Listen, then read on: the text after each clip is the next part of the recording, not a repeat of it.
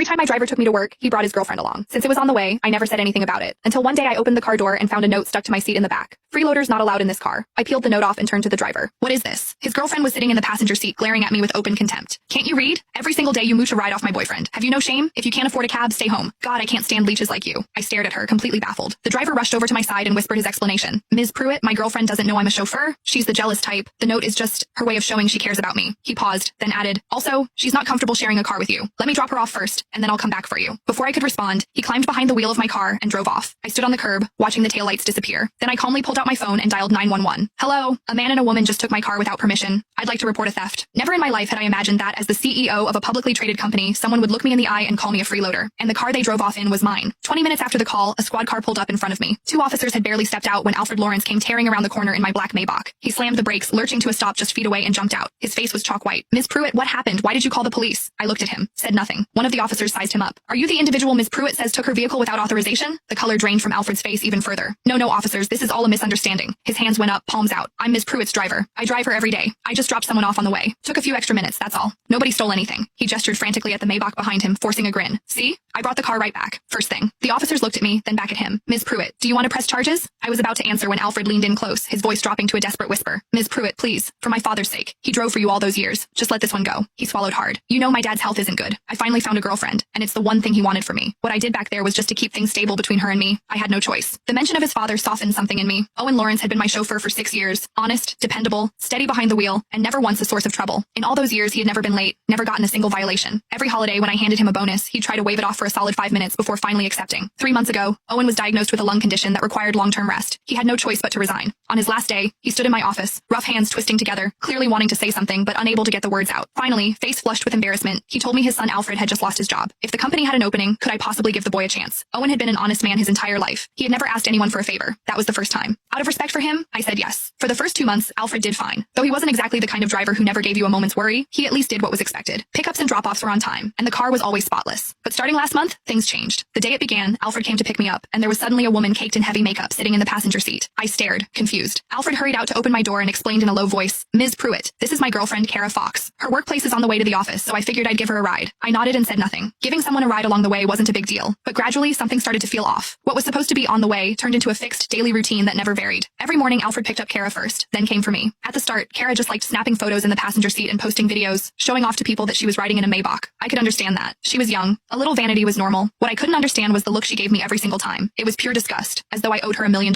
A few times after I got into the car, she sprayed perfume in my direction and complained loudly,